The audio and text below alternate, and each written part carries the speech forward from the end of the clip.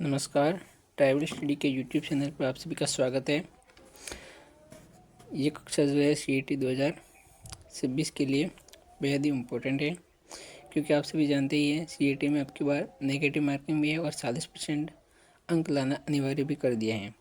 तो जो ये इम्पोर्टेंट हो जाता है कि आपके लिए जो 40% जो अंक लाने आपको, उसमें से आपको राजस्थान इतिहास से संबंधित हम जो डेली क्लासेस लगा रहे हैं उनको आप निरंतर देखते जाइए, आपका इसमें से आ ही जाएगा। चलिए स्टार्ट करते हैं। आज का जो हमारा टॉपिक है वो है आहट सभ्यता।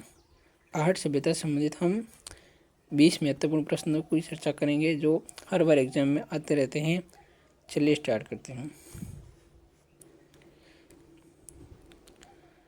आज का हमारा पहला प्रश्न है, प्रोफेसर HD चाकलिया के निर्देशन में जिस सभ्यता स्थल का उत्खनन हुआ वह है।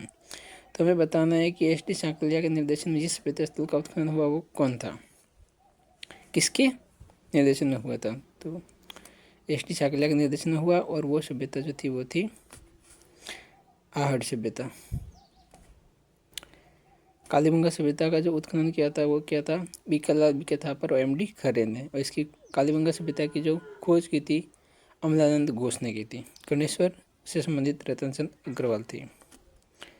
आगे बढ़ते हैं। निम्न में से कौन सा प्राचीन स्थल और उत्खननकर्ता सुमेलित नहीं है वो पूछा हमें।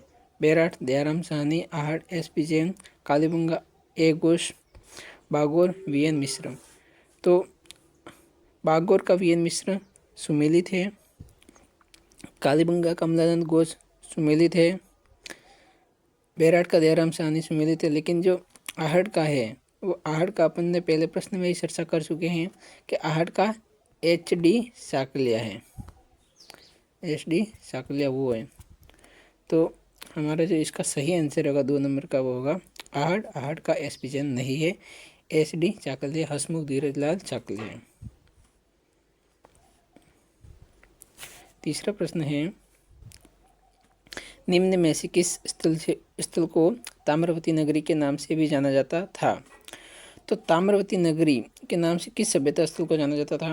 बैराठ, आहट, कालीबंगा, बागोर।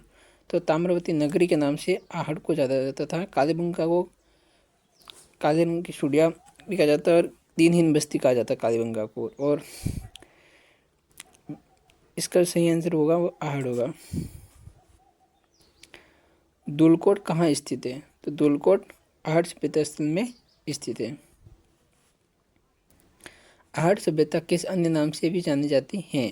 तो आहट सभ्यता को आगाटपुर के नाम से भी जाना जाता है, ताम्रवती नगरी के नाम से भी जाना जाती है, ताबावती नगरी के नाम से भी जाना जाता है। आहट सभ्यता राजस्थान के उदयपुर जिले में स्थित है। राजस्थान की बनास संस्कृति संबंध है। तो बनास संस्कृति का संबंध जो है वो ताम्रपाषाण काल से संबंधित है। आहट के विषय में निम्न कथनों में से कौन सा कथन असत्य है। हमें आहट से संबंधित असत्य कथन बताना है। आहट के उत्खनन से मानव जीवन के विभिन्न चरणों पर प्रकाश पड़ता है। आहट वासियों में पत्थर, नींव, ईंटों का प्रयोग किया गया। आहटवासी पत्थर और ईंटों का प्रयोग नहीं किया गया। पत्थर और नींव में ईंटों का प्रयोग तो गणेश्वर सभ्यता में किया गया। मिट्टी एवं कच्चे ईंटों से निर्मित भवन अब उपलब्ध नहीं है। ये बात सही है, अब उपलब्ध नहीं है।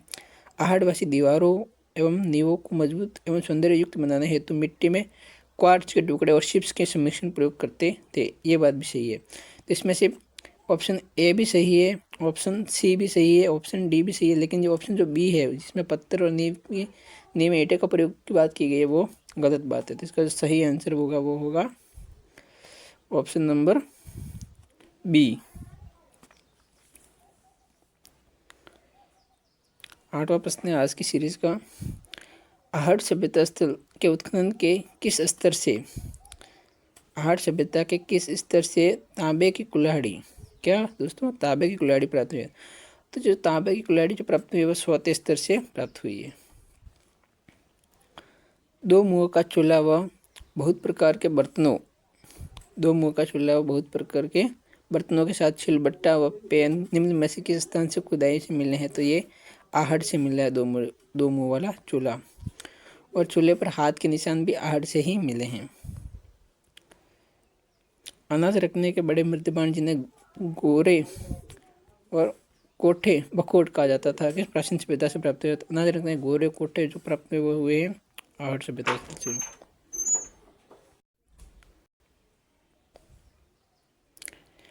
कौन सी वस्तु आहट सभ्यता स्थलों से संबंधित नहीं है?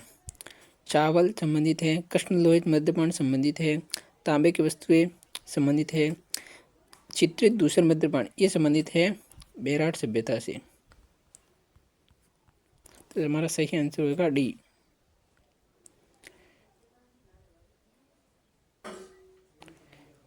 आहट के उत्खनन से प्राप्त कौन सी सामग्री बाह्य संपर्कों का संकेत देती है? ताम्र उपकरण, छेलकड़ी, लेपिस लाजुली, ईरान, टेराकोटा, मनके। तो ये जो है लेपिस लाजुली इसका संबंध ईरान से बताया गया है। तो इसका सही आंसर होगा सी। आहट सभ्यता के बारे में सही कथन का चयन करना है अपने को। आहट तांबा गलाना जानते थे, सही बात है। ये लोग सावल से परिचित नहीं थे, सावल से तो ये लोग परिचित थे, तो ये ऑप्शन गलत हो जाएगा। धातु का काम आहट वासियों की अर्थव्यवस्था का एक साधन था, सही बात है। यहाँ के काले रंग के मृत्यपान मिले जिन पर सामान्य सफ़ेद रंग के ज्यामितीय आकृति उकेरी गई, ये बात भी सही है। तो इसमें जो 2 नंबर का कथन है वो गलत है। तो इसमें जो सही होगा 1 सही है, 3 सही है और 4 सही है। तो पहला, तीसरा, चौथा ऑप्शन किस ऑप्शन? पहला सही, ऑप्शन ए नंबर सही है। कौन सा कथन सही है? गणेश्वर एक उत्खनन स्थल नहीं है। कौन सा कथन सही है? गणेश्वर एक उत्खनन स्थल नहीं है, ये गलत बात होगी, उत्खनन स्थल है। बेराट एक ग्राम सभ्यता केंद्र था, ग्राम सभ्यता का नहीं, नगरीय सभ्यता केंद्र था। कालीबंगा लोह युगीन संस्कृति का उदाहरण था। कालीबंगा लोह युगीन संस्कृति का उदाहरण नहीं था, ये काश्य युगीन संस्कृति का केंद्र था कालीबंगा। ऑप्शन डी, ये डी इधर लग गया, सॉरी, डी यहाँ लगा देते हैं। आहट वासियों का महत्वपूर्ण व्यवसाय अयस्कों को तांबा गलाने वस्तु बनाना था। तो इसमें सही आंसर है वो है ऑप्शन नंबर डी, ये जो आहट वाला है, ये बातें एकदम सही है। कौन सी फसल का उत्पादन आहट में होता था? आहट में किस प्रकार की फसल का उत्पादन होता था? तो चावल। आहट संस्कृति के लोग निम्नांकित में से किस धातु से परिचित नहीं थे? तो आहट तांबे से परिचित थे, चांदी से परिचित नहीं थे, लोहे से परिचित थे, टीन से परिचित थे, और आहट के लोग सोने से भी परिचित थे लेकिन चांदी से परिचित नहीं थे। तो इसका सही आंसर जो होगा वो होगा चांदी। निम्न में से आहट सभ्यता स्थल से प्राप्त अवशेष नहीं है। आहट सभ्यता से प्राप्त अवशेष नहीं है। बनासीन बुल संबंधित है, आभूषण शीर्षवादन संबंधित है, टोटेदार गड़े संबंधित है, चक्रकूप पद्धति शोधन संबंधित है, चक्रकूप पद्धति संबंधित है, टोटेदार गड़े संबंधित है, आभूषण शीर्षवादन संबंधित है, बनासीन बुल नहीं संबंधित है। बनासीन बुल संबंधित है कालीबंगा से।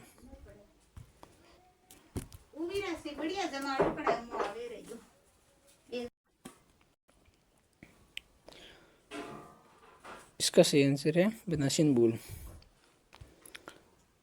निम्न में से कौन सा स्थान आहट सभ्यता से संबंधित नहीं है? तो आहट सभ्यता संबंधित नहीं है। गिलोंड राजमंद में संबंधित है।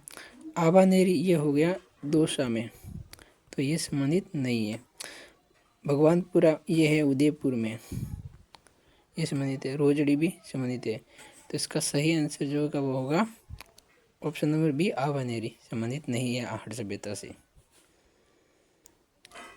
आज का सेकंड लास्ट क्वेश्चन है, आहट सभ्यता का उत्खनन 1953 में सर्वप्रथम किसके निर्देशन में हुआ? तो ये हुआ था अक्षय कीर्ति व्यास के निर्देशन में। तो इसमें रतन चंद जो अग्रवाल दे रखा है वो गणेश्वर सभ्यता से है, और अमरनाथ घोष दे रखा है वो कालीबंगा सभ्यता से है।